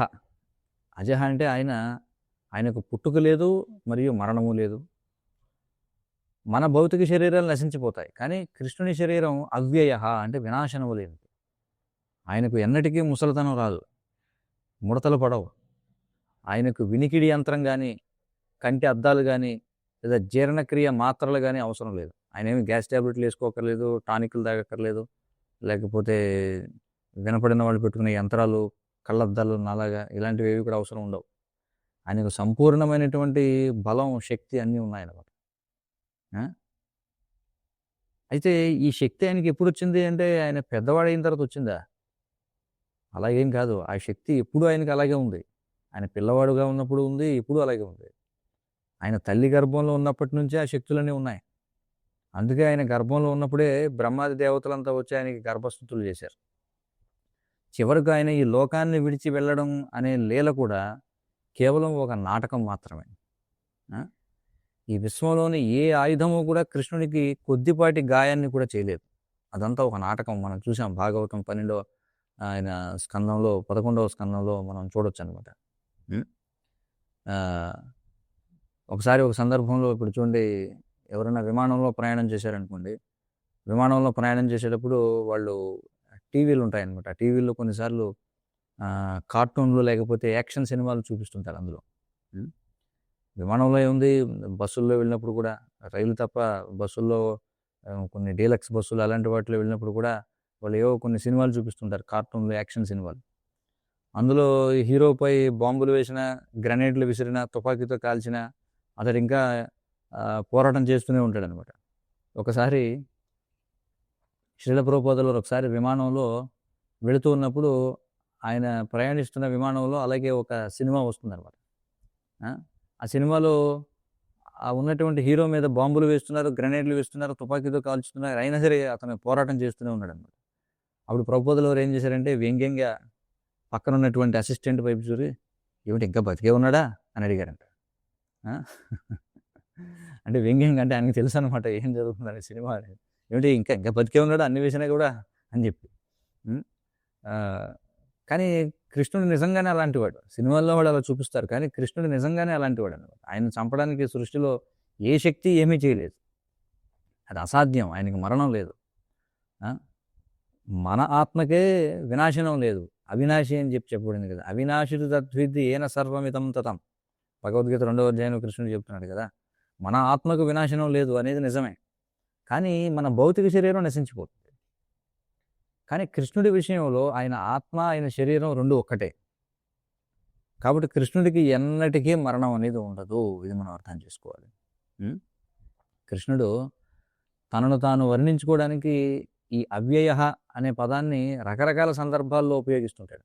మనం చూస్తే ఆయన ఈ భౌతిక ప్రపంచంలో వ్యక్తమవడమే కాకుండా ఇక్కడ లీలల్లో పాల్గొంటాడు. కాబట్టి ఆయన కూడా ఈ భౌతిక ప్రపంచంలో ఒక భాగమేనని, లేదా దీనివల్ల ఆయన ప్రభావితం అవుతాడని మనకు అనిపించవచ్చు. కానీ కృష్ణుడు ఈ లౌకిక జగత్తు కంటే తాను ఎంత పూర్తిగా భిన్నమైన ఉన్నత వర్గానికి చెందినవాడు నొక్కి చెప్పడానికే ఈ అవ్యయ అనేటువంటి పదాన్ని ఉపయోగిస్తాడు కృష్ణుడు. అనేక సందర్భాల్లో ఈ అవ్యయ అనేటువంటి పదాన్ని వాడుతుంటాడు అనమాట. భగవద్గీతలో కృష్ణుడు తన కర్మల గురించి ఒక అద్భుతమైనటువంటి విషయాన్ని వివరిస్తాడు. ఏమంటాడంటే, ఇది 3వ అధ్యాయంలో వస్తుంది కదా. 3వ అధ్యాయంలో ఆయన ఏమంటాడు, చాతుర్వర్ణ్యం మయా సృష్టం గుణకర్మ విభాగశః తస్య కర్తారపి మాం విద్యకర్తారం అవ్యయం. చూడండి, అక్కడ కూడా మళ్ళీ అవ్యయం అనేటువంటి మాట వచ్చింది. కాబట్టి 3వ అధ్యాయంలో భగవద్గీతలో మనం చూసినట్లయితే కృష్ణుడు ఈ శ్లోకం చెప్తాడు. ఏమంటాడు, చాతుర్వర్ణ్యం మయా సృష్టం గుణకర్మ విభాగశః తస్య కర్తారమపి మాం విద్య కర్తారం అవ్యయం. చూడండి, మళ్ళీ ఇక్కడ కూడా అవ్యయం అనేటువంటి మాట వాడాడు. విష్ణు సహస్రనామాల్లో ఒక పేరు ఇది, కానీ అది చూడండి భగవద్గీతలోనే ఎన్నిసార్లు వచ్చింది. అక్కడ ఆయన ఏముంటాడంటే సమాజంలోని 4 వర్ణాలు ఏవైతే ఉన్నాయో బ్రాహ్మణ, క్షత్రియ, వైశ్య, శూద్ర వర్ణాలు తన ద్వారానే సృష్టించబడ్డాయని చెబుతాడు. ఆ? మరి దేని ఆధారంగా విభజించానంటాడు ఈ బ్రాహ్మణ, క్షత్రియ, వైశ్య, శూద్ర వర్ణాలని? అంటే చాతుర్వర్ణం మయా సృష్టం గుణకర్మ విభాగశః, అంటే ప్రకృతి యొక్క త్రిగుణాలు సత్వరజస్తమో గుణాల ఆధారంగా మరియు వాటి కర్మలను బట్టి వీటిని విభజించానని చెప్పి అంటాడు. కానీ దాని తర్వాత పంక్తిలో చూడండి ఏమంటాడు, తస్య కర్తారమపిమాం విద్యకర్తారమవ్యయం.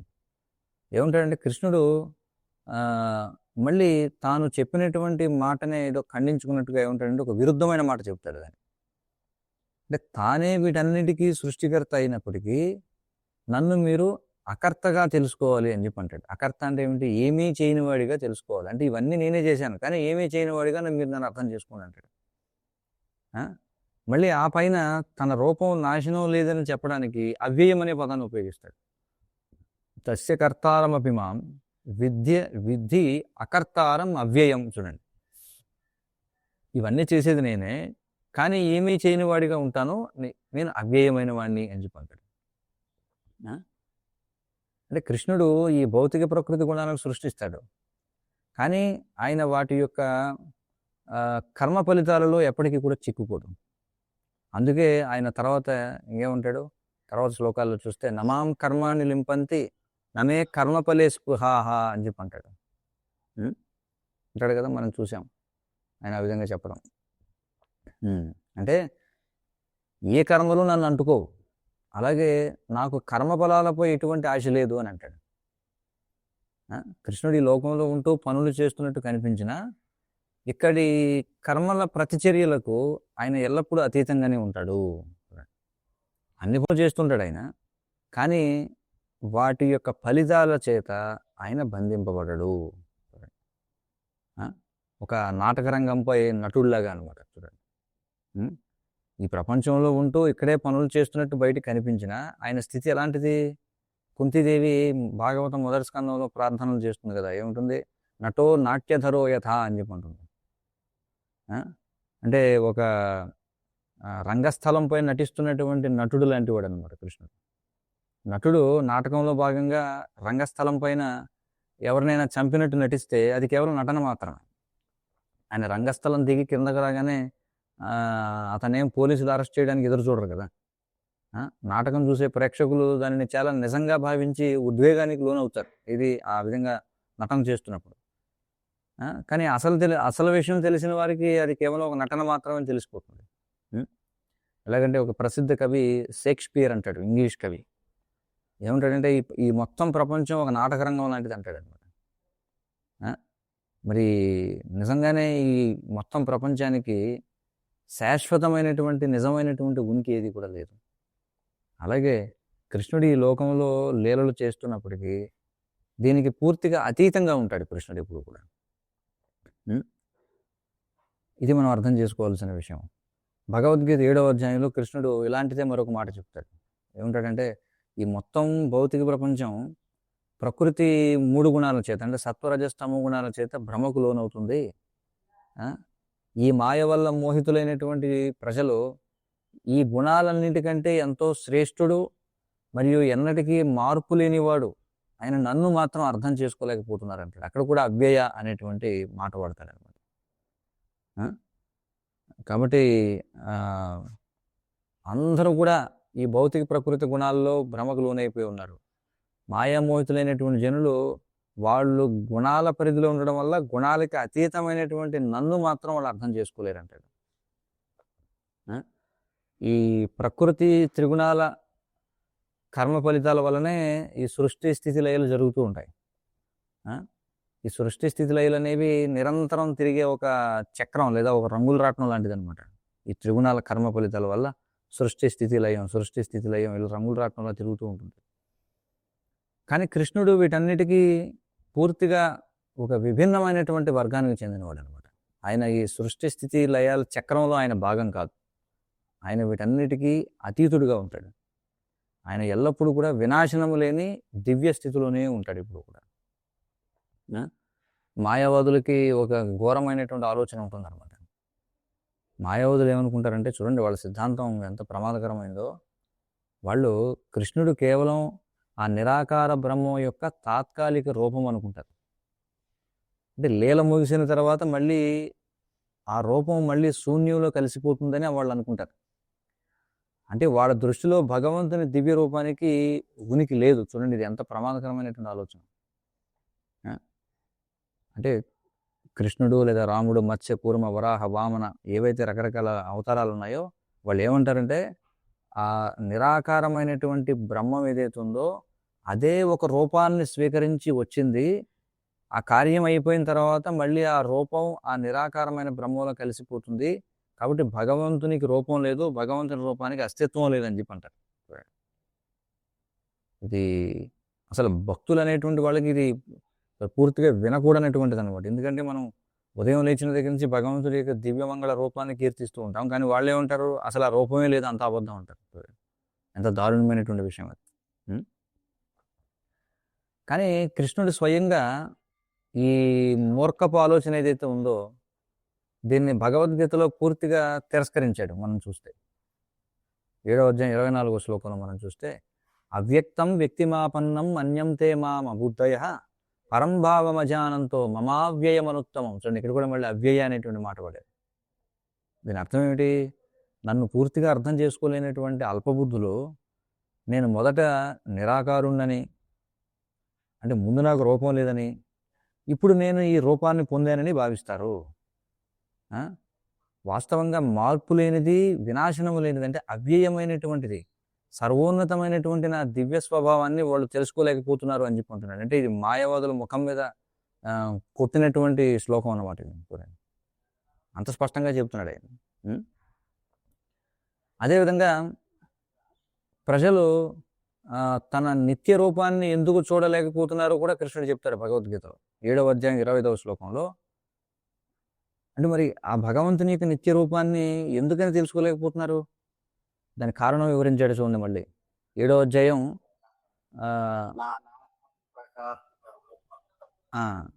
నాహం ప్రకాశ సర్వస్య యోగమాయా సమావృత 3వ నాభిజానాతి లోకో మా మజమవ్యయం. చూడండి అందులో కూడా మళ్ళీ అవ్యయం అనేటువంటి మాట వచ్చింది చివరిలో. కాబట్టి శాస్త్రాలన్నిటిలో కూడా మనం చూస్తే అన్నీ కూడా ఒకదానితో సంబంధం ఉన్నాయి. మరి వాస్తవానికి విష్ణు సహస్రనామం, భగవద్గీత 2 మహాభారతంలో భాగం, 2 మహాభారతంలో ఆణిముత్యాలని చెప్పి అన్నారు. మరి భగవద్గీతలో కృష్ణుడు చెప్పింది మళ్ళీ ఉపనిషత్తుల యొక్క సారం. ఉపనిషత్తులు ఏమిటంటే వేదాల్లో ఉన్నటువంటివి. వాటిని వివరించడానికి మళ్ళీ పురాణాలు అనేటువంటివి ఉన్నాయి. అన్నిటి మధ్య కూడా మనకి సమతౌల్యత కనిపిస్తుంది అనమాట ఈ విధంగా. అప్పుడు కృష్ణుడు ఏమంటున్నాడు ఈ శ్లోకంలో? నాహం ప్రకాశ సర్వస్య యోగమాయా సమావృత 3వ నాభిజానాతి లోకో మా మజమవ్యయం అని చెప్పుకుంటున్నాడు. ఇక్కడ చూడండి 2 శ్లోకాల్లో వరుసగా 7వ అధ్యాయం 24వ శ్లోకంలో, 7వ అధ్యాయం 25వ శ్లోకంలో రెండిట్లో కూడా అవ్యయ అనేటువంటి మాట వచ్చింది. అని ఏమంటాడు ఈ శ్లోకంలో? నేను అందరికీ వ్యక్తం అవ్వను, మూర్ఖులకు మరియు అల్పబుద్ధులకు నేను నా అంతరంగిక శక్తి అయిన యోగమాయ చేత కప్పబడి ఉంటాను. అందుకని ఈ మోహితుడైనటువంటి ఈ లోకం ఏదైతే ఉందో, అంటే ఈ మోహానికి గురైనటువంటి ఈ లోకులు ఎవరైతే ఉన్నారో వాళ్ళు పుట్టుక లేని వాడినైనటువంటి, అలాగే ఎన్నటికీ తరిగిపోయినటువంటి, అంటే అవ్యయమైనటువంటి వాడిని నన్ను తెలుసుకోలేకపోతుంది. 3వ నాభిజానాతి అంటే 3లు తెలుసుకోలేరట. ఎవరిని? లోకో, ఎవరిని? మాం అజం అవ్యయం. అజము అంటే పుట్టుక లేని వాడిని, ఎన్నటికీ నాశనం కానిటువంటి నన్ను ఈ లోకం తెలుసుకోలేదు అని చెప్పుకుంటాడు. ఆయన పుట్టినట్లుగా, ఆయన మరణించినట్లుగా నటించడం ఇది కేవలం ఏంటంటే ఒక లీలా వినోదం కోసం మాత్రం, అంతే. లీలా వినోదం అంతే ఆయనకి. మరి కృష్ణుడు తన భక్తులైనటువంటి, అంటే నిజమైన భక్తులైన మహాత్ములను గురించి ప్రశంసిస్తూ ఉంటాడు. 9వ అధ్యాయం 13వ శ్లోకంలో ఏమంటాడు? మహాత్మానస్తు మాం పార్థ దైవీం ప్రకృతిమాశ్రితాః భజంత్యనన్య మనసో జ్ఞాత్వా భూతాదిమవ్యయం. చూడండి మళ్ళీ ఇక్కడ అవ్యయ అనే పదం వచ్చింది. ఏమన్నాడు ఇక్కడ కూడా? ఆయన ఏమన్నాడు? భూతాదిమవ్యయం అనే పదాలు ఉపయోగించాడు. అంటే ఈ భౌతిక ప్రపంచం సృష్టించబడక ముందే ఉన్నాడు కృష్ణుడు. అలాగే ఆయన సంపూర్ణంగా వినాశనం లేనటువంటి వాడు. ఈ ప్రపంచంలో ప్రతీది నశించిపోయినా కృష్ణుడు అలాగే ఉంటాడు. మహాప్రళయ సమయంలో ఈ మొత్తం విశ్వం పురుషావతారమైనటువంటి ఆయనలోనే ప్రవేశిస్తుంది అనమాట. మళ్ళీ మనం చూసాం కదా, అంతా కూడా మహావిష్ణువు యొక్క గర్భంలో వెళ్ళిపోతుంది అంతా కూడా. కానీ ఆయన మాత్రం ఎలాంటి మార్పు లేకుండా అవ్యయుడిగా నిలిచి అలాగే ఉంటాడు అనమాట. కాబట్టి ఈ ఆధ్యాత్మిక పదాలన్నీ కూడా ఒకదానితో ఒకటి ముడిపడి ఉన్నాయి, మనకు అర్థమైపోతుంది చూస్తాయి ఇందులో. కాబట్టి ఆయనే ఆధారమైనటువంటి వాడు అన్నిటికీ. అంటే సమస్తం దేనిలోనైతే విశ్రమిస్తుందో ఆ పరమ ఆశ్రయం ఆయనే. ఈ పదం గురించి మళ్ళీ మనం తర్వాత మళ్ళీ వస్తుంది, ఆశ్రయ అనేటువంటి పదం మళ్ళీ ఆయన పేరు, అది కూడా దాని గురించి మళ్ళీ చర్చించుకుంటాం మనం. అయితే విష్ణు సహస్రనామంపై భాష్యం ఇచ్చినటువంటి పరాశర భట్టర్ వారు, శ్రీ వైష్ణవ సాంప్రదాయానికి చెందినవారు, ఆయన ఈ అవ్యయ అనేటువంటి నామానికి మరొక చక్కటి అర్థాన్ని ఇచ్చారనమాట. అదేమిటో చూద్దాం. ఆయన ఈ నామాన్ని ఏం చేస్తారంటే, దీనికి ముందు ఉన్న ముక్తానాం పరమాగతి అని ఉంది కదా, రెండవ దాంట్లో ఏముంది మనకి, రెండవ శ్లోకం అంటే 15వ శ్లోకం గుర్తుందా ఎవరికైనా? విష్ణు సహస్రనామాల్లో 15వ శ్లోకం ఏమిటి? రెండవది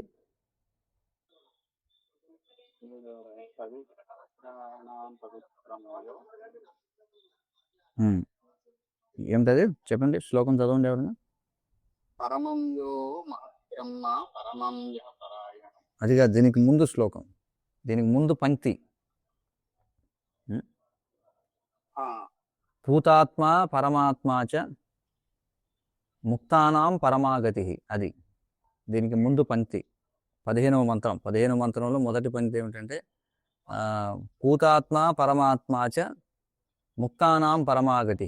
కాబట్టి ఆయన ఈ పరాశర భట్టర్ వారు ఏం చేస్తారంటే, ఈ దీన్ని దానికి అనుసంధానం చేస్తారనమాట. దీనికి ముందున్న నామం, దీనికి ముందు మనం చెప్పుకున్న నామం ముక్తానాం పరమాగతి కదా, దానితో ముడిపెడతారు. పరాశర భట్టర్ వారి ప్రకారం అవ్యయ అంటే, చూడండి ఇక్కడ చూడండి ఆయన చక్కగా ఎలా అర్థం చెప్తారు. అవ్యయ అంటే తనను చేరుకున్న ఏ జీవున్నైనా మళ్ళీ వెనక్కి పంపనివాడు అని అర్థం అని చెప్పంటారు.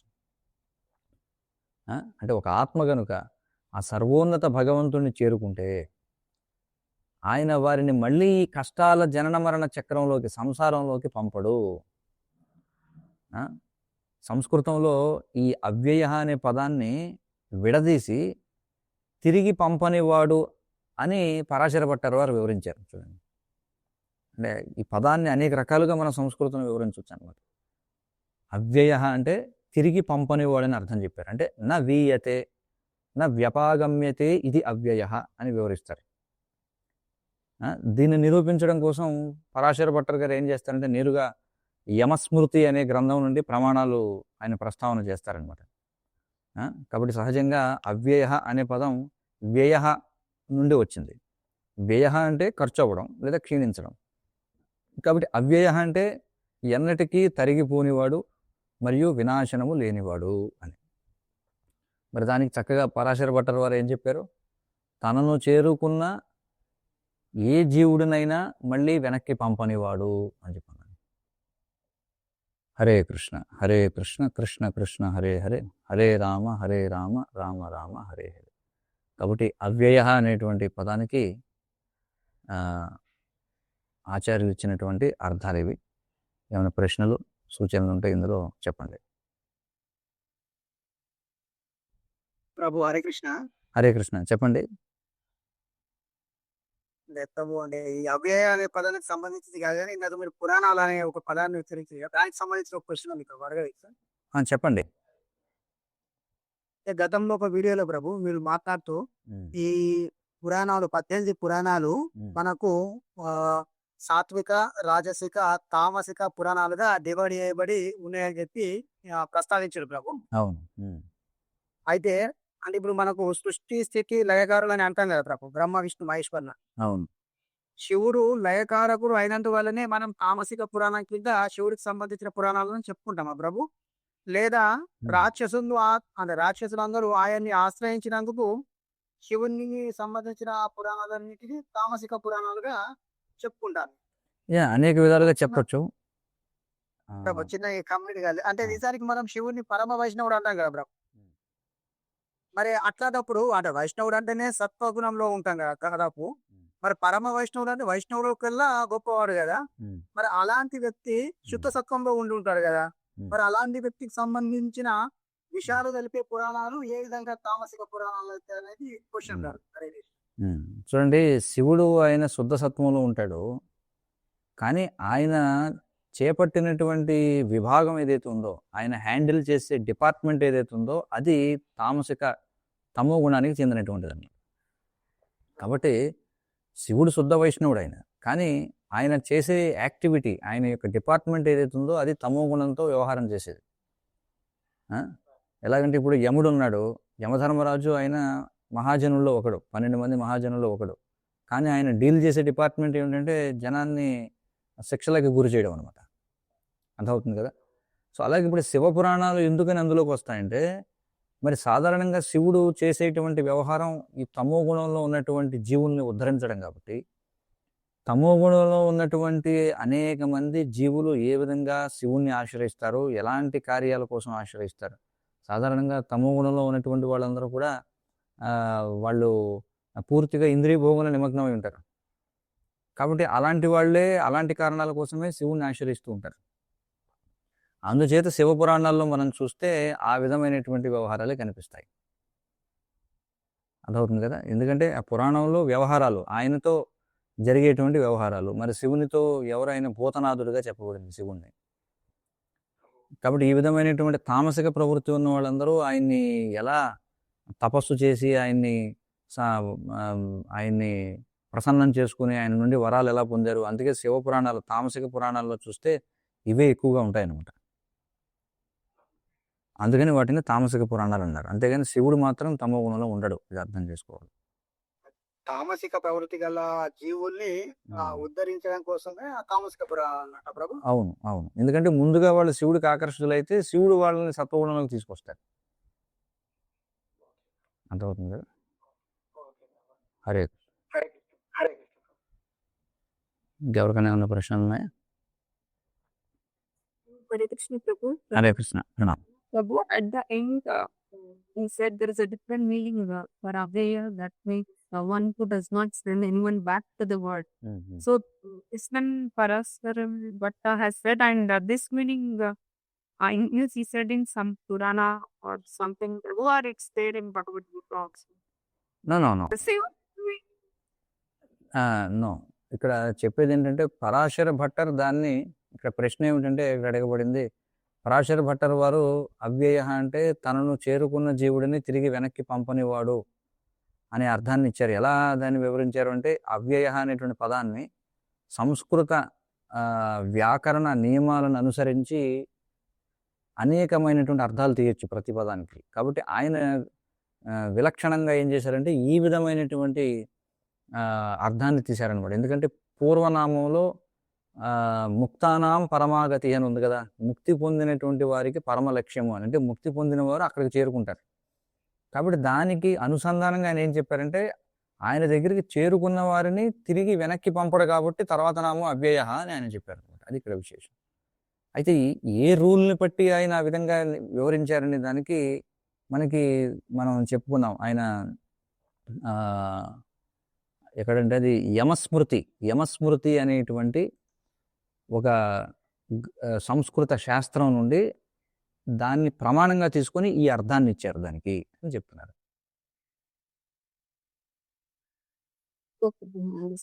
హరే కృష్ణ.